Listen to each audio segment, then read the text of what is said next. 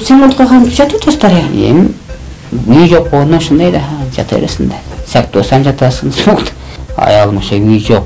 Сен де үй болбосо мен балдарын карайм деп кетип калган. 13-кө чыгып 7-класста окуш керекмин. Апам бизди кичине өзү карабаган үчүн мен артта калып кеткен классташтарыман. Ушу кичинекей кызым тамак жасайт өзү. Ушуну Манты, орумол, кадимгидей тамак баардыгын билем. көз өтүп менен текелегенде мына мээм жабыш экен, беттерим мындай ишип кеткен. Товар терет элем, колума тикен келет эле, сайылат эле. Чыдайт элем ошого. Мен кайсы күнү жаткан алган жаныма алып кетпейчи. Күрөшө берем, бирок күрөшөм болчу.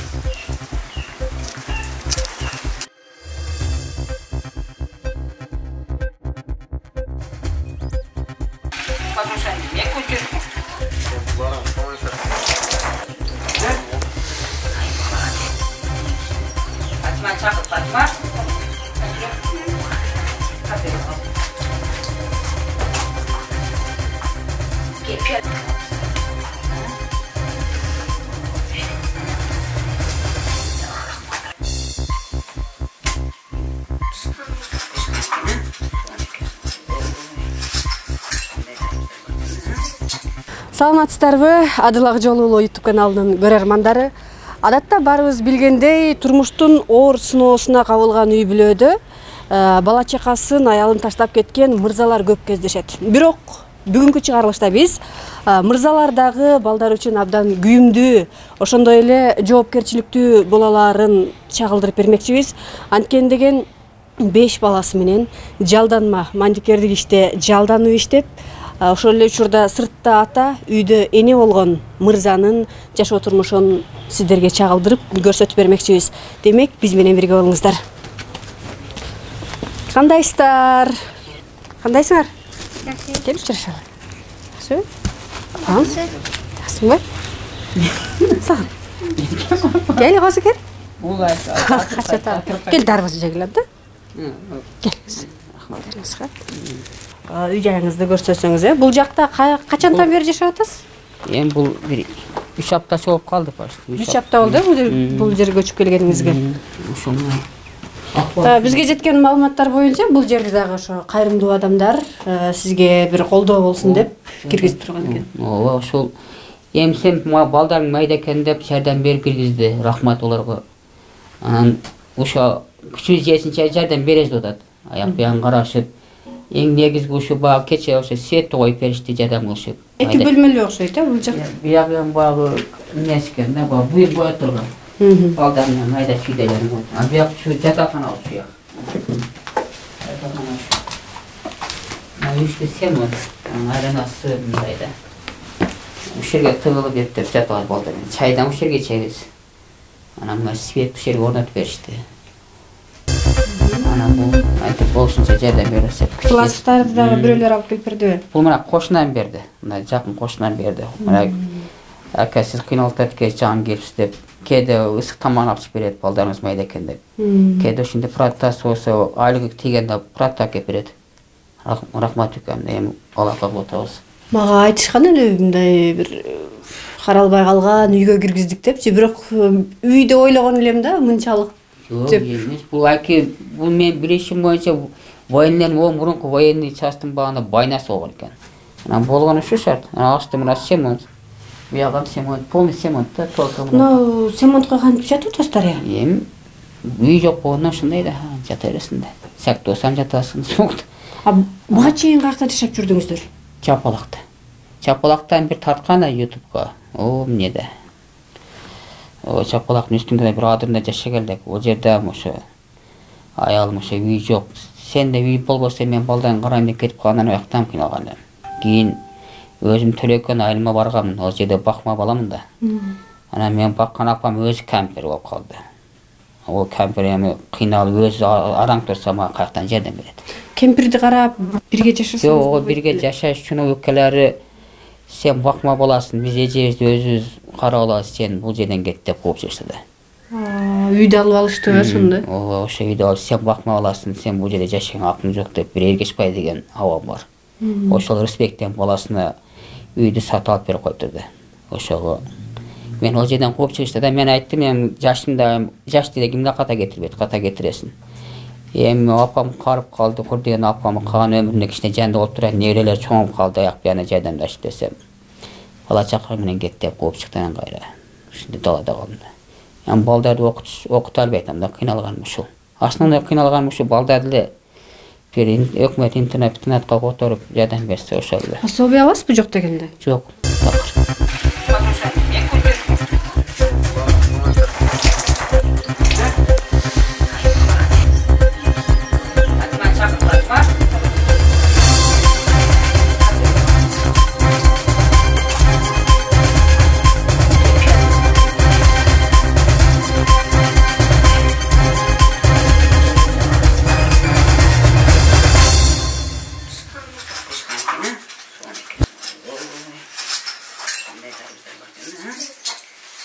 Неде баштайбыз? Эке, жакта калды. Шунка. Бек болсо кел.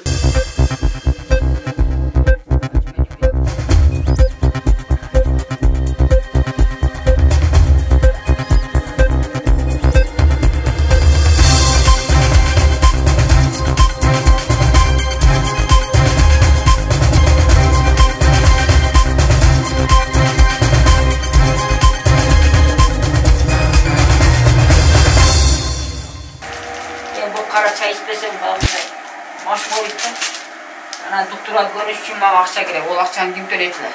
Benim yette o kara çayını yettireceğim bağladım. Doktora görüşüne falanca buluyordu. O puldu baldarını tutatıyorsa o şey bağladım. Ben görünen kapıya tokayım. Мектепке такыр бар элексиңби? Барганмын, Жапалакта мектепте окуйт элем. Атам ошакка көчүп барган элек. Ошакта мектепте 1-классты бүтүп 2-класска өткөн элем. Ояктан мектепке саарлап барат элем. Окуп келдим. Бирок мектептен 5ке чыккам чейрекке. 5ке чыгып 2-класска көчкөнмүн. Быйыл 2-де окуйт элем.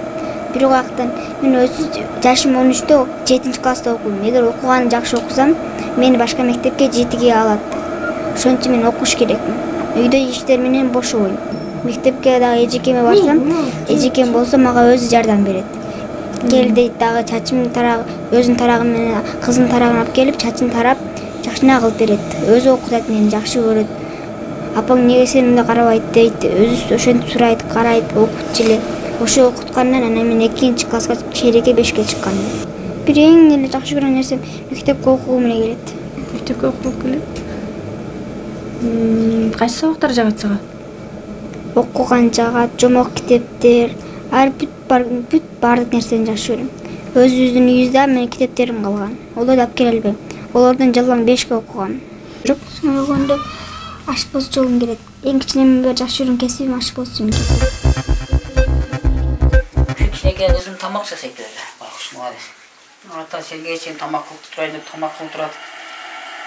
Piyaz kartoşkalarını hırtıp koyuz, arçı göz tamak kılıp.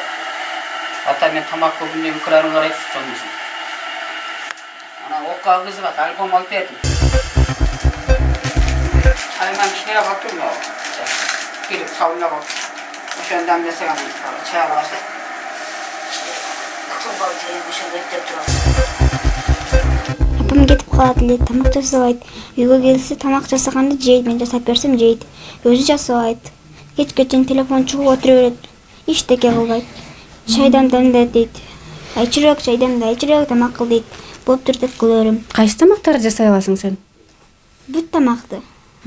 Манты, орумол, кадимки тамак бардын билем. Бардыгын жасай аласыңбы? Өкөлөрүңө күнүгө тамак жасап берип турасыңбы? Жок, жасай албайт, мен мына справап келгенде тамак жасайм да. О печкадан ток тебет. Эмне жеп атасыңар анда? Нан берип да, ошо кошуна тамак берип да, ошону жейбиз. Тамак жасай албайм азыр. Бая атаң айтты да, атаң менен чогуу чыгып, темирлерди дагы көтөрүп жүрдү деп. Жош темир дагы иштедиңби? Ооба, да иштейт элем, гевардам иштейт элем. Гевар терет элем, колума тикен келет эле, сайгат эле. Чыдайт элем да ошого. Бет мурун терчилем. Баарын кылат элем, теппеден иштейт элем. Атаңы ата окуйм, мектепке барат элем деп айтасыңбы атаңа? Мектепке окуйт элем, атам. Апам деле мен мектепке киргизген эмес, өзү киргизген эмес эч ким. Мени о бир жакта бир ака бар эле Абсалам деген. Ошо бизди мектепке киргизген, балаңарыңар көп экен деп. Ошо бизге мектепке жардам берген. Терешковага барсак, ошо жерде бир эже мынабай койгон. Мына экөө эле Алмамбет менен Фатима эле мектепке алып, мен албайм койгон. Неге? Мен жаш чоң болуп калды. Менен Алмамбет абийни атканда үчөөд берген. Уна мектепте мени үчөөд берени атканда атам мынабай койгон. Терешков. Мен жалгыз калып калат деп. Ошон үчүн одан көрү жок деген. Анан кийин кайра келсем Абсалам ака айткан. Онда ошол жерде жаныбызда мектеп. Өзүм барып өзүм келет элем. Таң камалып турат элем. Атам жаным намазын окутканда мен ата мектепке кеттим деп эле кетип калат элем мектепке. Жүрүп калганча. Кеч калсам деле эжеге урушпайт элем. Ушта калган бүттү. Тетат. Ким айтты? Вообще ушу Булардын документтери барбы жок дегенде? Бул документтерин соцачта оңдоп берген эле. Буну бир эже жардам берген эле онда. Бир депутат бекен же билбейм кыскасы. Бир бийликте көрдүм эле да, телевизордо жаңылыкта. Ошо эже жардам берген эле. Ошонун аркасынан анан мен балдарымдын көйлөктөрү бүттү, документи бүттү, менин паспортум аянпа нике загыз полный бүттү. Ошо эже жардам бергенден кийин. Ошо эжеге чоң рахмат аначы. Ошо эже чоң рахмат. Одан кийин ошо эженин аркасынан кичине пасой бермиш болду соцачта. Кийин бир 6 айдан кийин кайра токтотуп койду. Неге токтотуп койду? Билбейм, о сенин жериң жок дейт. Анан кийин үлүшүң жок экен. Бул өкмөткө үлүшүң болсо, жериң болсо анан багындай бир несі болса анан берет экен. Болсо мындай деп силерге бере албайбыз деп соцачта отказ кылып койду. Мен ошо баа Кудайбердиктердин карамагында өскөнмүн. Ошолор тарбиялаган, өстүргөн, чоңойткон. Бирок мага ошо багы чоңойткондон кийин үй бербейт, алага айдап чыгып беришти. Сага үй берилбейт. Эми сен бакма баласың. Сен родной, эми бул жерде сага место жок, үй жок депчи, айдап чыгышты. Бакма баласың деп үйүңүздөн кубалап чыккан кезде деле сиз мындай Кыргызстандын жаранысыз да. Сизге деген мыйзамдуу түрдө үлүш жер берилиш керек. Аларды албадыңызбы? Жок, эч нерсе жок. Аларга чуркаган деле жок окшойсуз, Мага жардам бере турган ишим жок да, мен бүткүл жактан, даже мыналарды иштеп аткан маалда мага тоскоолдук кылып атышат. Мыналар ошо иштеп, бир нерсе табайын десең, ошого барып, же ошо иштеп аткан адамды бузуп коюшат, ба иштеп аткан жерде бир кара жумуш кыласам, ошо жерге барып тоскоолдук кылат. Эртеси ал адам иштеткиси келбей калат. Болду, мен иштетпейм, болду, кереги жок деп. Ким тоскоолдук кылат? Олорду ошо эми мен төлөккөндөн айдай ошо чыгара албай аткандар да. Арасында бар да эми бери көрө албайм. Анан роднойлорум бар деп сурасам, роднойлорум өлүп калган деп атат. Мен бир тууган апам ата-энем таап берип ошо менен кетип калайын десем, олордун өлүп калган жок деп атат. А бакма апам баккандан кийин үй бир 4 сотик болсо бир кадырдан жер бергиле, ошо жерге жашай берин, капат кирип десем, онан бербейшет. Вообще бүткүл жактан нөл кылып койду менчи. Мен кайсы күнү жараткан Аллам жаныма алып кетпейчи. Күрөшө берем, бирок күрөшөм болчу.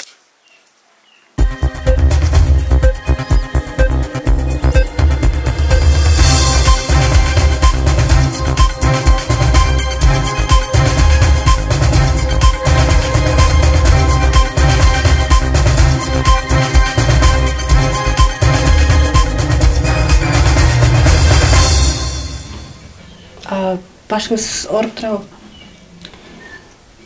Травма мени теккелеп койушкан кезөтүк менен. Кезөтүк менен теккелегенде мына мээм жарып ишкен, беттер мындай ишип кеткен дене мүчөлөр. Ошо үчүн кээде катты сүйлөнүп бирөө ачым келип кетет, бакырыпчы. Эгер ол мени шартым айтып койсом, бул багы өзүнө тетирип ойлоп коюш мүмкүн адам баласычы. Кээде ушундай ачууланып кетем. Ana kara çay içmesem bana niyet gelip gidet mendeci. Kara çay içip duram, bana kopi içip duram aslında kopi. Kopi gam bol koy taksa. Baldarın tamamını ak gülem, nampanı ak gülem. Eki oyum, işte olsam eki oymuşlardı. Bir işten kaçpayım kuruldu. Güreş atam yani içi. Yaşlıların nesmine güreş öğremin. Allah kaçsa canımı alıp gitmek için güreş öğremin. Kansa güreşim. Ayağım taştap kessem güreşim. Başka bilerim karşı çıksam güreş öğremin. Toka baldarı çoğun tolaş gerekmin. Olğanı şu. Başka men hükümetten jardam soraganım şu balдар деле көтөрүп берипсе. Окутуп берсе. Үйдө эле берип эле койсун мага. Майли жерем бербесин. Тока балдар көтөрүп берсин. Hükümetten bille jardam ушул. Кара жумуштан иштеп, раттан деле кылып аламын. Егер өкмөт 4 сотикти берип сага сатам десе, şu çalbog'u чейин күрөшүп эптеп, тыйынга тыйын эсептеп, онам төлөйм. Просто балдарым чоңоюш керек. Күнүнө канча акча табасыз эми ушу темирде? Күнүнө эмес, мисалы баа шабашкада чыйып калганда табам. Анан баандай элдердин ишине карайм да. Анан основной баа кара жумуш чыгат. Баа мен багы өз нарагыман жакшы көрөм да, кара жумуш. Анан дыйканчылыкты өтө жакшы көрөм. Бул профессия мага капутта менин багы сиңип калгандай да.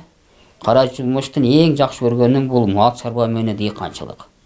Эми жасап аткан ишим ушу бирөөнүн багындай, макашын ором багындай, усталарга жардам пособник болом, дубасып алып урушканга. Бир-бирасин подвалын казып берем, туалет казам, сеп казам, байнан нелерин. Аялыңыз жөнүндө айтып берсеңиз да, кантип үйлөндүңүз эле? Анан эмне үчүн 5 балалуу болгондон кийин ага чейин деле чогуу жашагансыздар деме? 5 балалуу болгондон кийин үйүм жок болсо кеттим деп кетип калды. Таштап кетишине уруштуңуздарбы же? Анан бул аялымын бул бир пери, бул багы элдин калың төлөбөгөндөн кийин мага үй бересиң деп атат бул.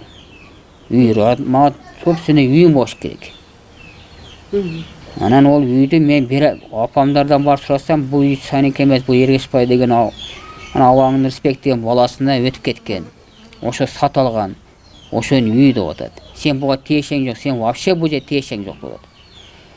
Эми багы апам менен мында сүйлөшөйүн десең, апам алып кетти да бакырып. Себеп сен эч биле албай атам. Алып кетти. Азыр ошондо эгер үйлүү болсоңуз, үй алып калсаңыз буюрса, аялыңыз кайтып келеби? Келет. Чогуу жашайсыздар? Жок, мен ушунда көңүлүм сугуп калды. Мен чогуу жашай албайм. Күчүм жетпейт ого. Эмне да? Ол адамдын дарынан мен ошо калтек жегенмин. Без себеп эле багында, без ничего калтектеп койгондагы ошодон травма алганмын.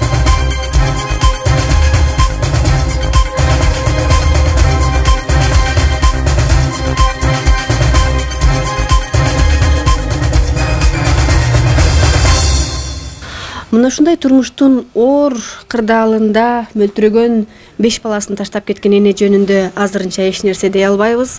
Бирок балдардын ошол чырпыктай өспүрүмдөрдүн келечеги үчүн мамлекет, коомчулук кайдыгер карабайт деген ишеничтебиз. Жана сиздерден көптөн көп үмүттөнүп жардам күтөбүз. Төмөндө Сүйүн акенин номерин калтырабыз. Эгерде сиздердин колуңуздардан келишинче аз да болсо жардамыңыздар болсо, аны аябаңыздар. Бул жерге, бул өспүрүмдөргө жардам керек.